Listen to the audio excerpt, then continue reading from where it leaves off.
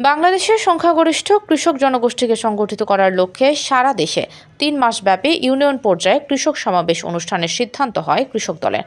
তারই অংশ হিসেবে নোয়াখালী জেলার সুবর্ণচর উপজেলার চরওয়াবদা ইউনিয়ন জাতীয়তাবাদী কৃষক দলের উদ্যোগে কৃষক সমাবেশ অনুষ্ঠিত হয়েছে। ৮ জানুয়ারি বুধবার বিকেলে উপজেলার চরওয়াবদা ইউনিয়নের চরগাছি মোখলেস সরকারি প্রাথমিক বিদ্যালয় মাঠে এই কৃষক সমাবেশ করা হয়। কৃষক মোহাম্মদ বসির উল্লাহ সভাপতিত্বে মোহাম্মদ সোহাগ চৌধুরীর সঞ্চালনায় প্রধান অতিথি ছিলেন জেলা কৃষক দলের আহ্বায়ক ফজলে এলাহি পলাশ। বিশেষ অতিথি ছিলেন জেলা কৃষক দলের যুগ্ম আহ্বায়ক জিএস মোহাম্মদ হারুনুর রশিদ, উপজেলা বিএনপির সহসভাপতি মোহাম্মদ ইসমাইল হোসেন, সহসভাপতি আকবর হোসেন, সুবর্ণচর উপজেলা কৃষক দলের সভাপতি মোহাম্মদ শাহাদাত হোসেন, উপজেলা কৃষক দলের সাধারণ সম্পাদক মোহাম্মদ আব্দুল মালিক, চরওয়াবদা ইউনিয়ন বিএনপি সভাপতি অলিউদ্দিন সেলিম, সাধারণ সম্পাদক আলাউদ্দিন, কৃষক নেতা হেলাল উদ্দিন, উপজেলা যুবদল নেতা আব্দুর রহিম, উপজেলা ছাত্র দলের সাবেক আহ্বায়ক আরএস খান নীল প্রমুখ।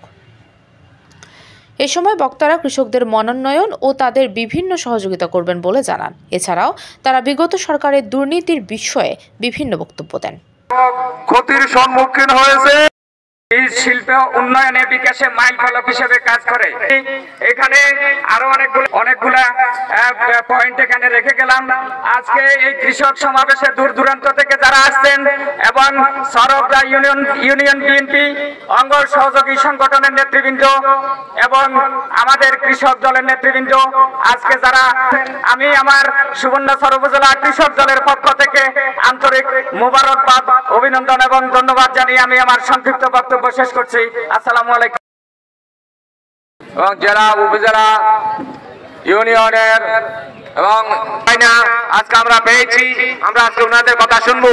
আমি একটা কথা বলবো যে আমাদের প্রয়াত রাষ্ট্রপতি প্রেসিডেন্ট জিয়াউর রহমান চেয়েছেন একটি স্বনির্ভর বাংলাদেশ এবং একটা কৃষি বান্ধব বাংলাদেশ চেয়েছিলেন।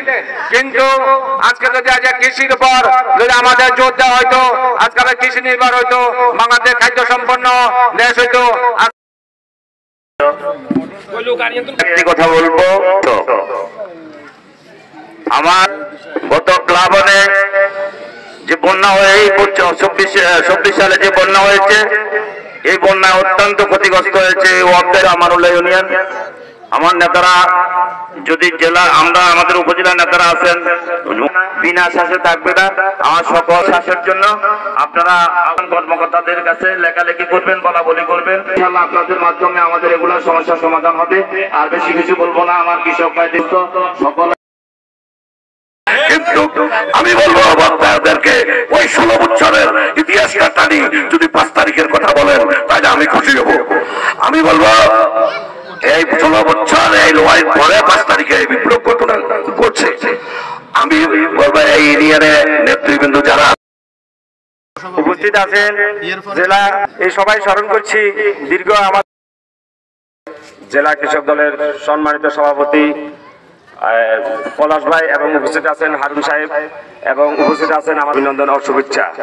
এখানে আসলে বেশি কথা কৃষক এবং কৃষকের যে সমস্ত বিষয়গুলো আছে এগুলারে তারা দীর্ঘ 15 বছর পর্যন্ত আমাদের চরওয়াবদা ইউনিয়ন কৃষকের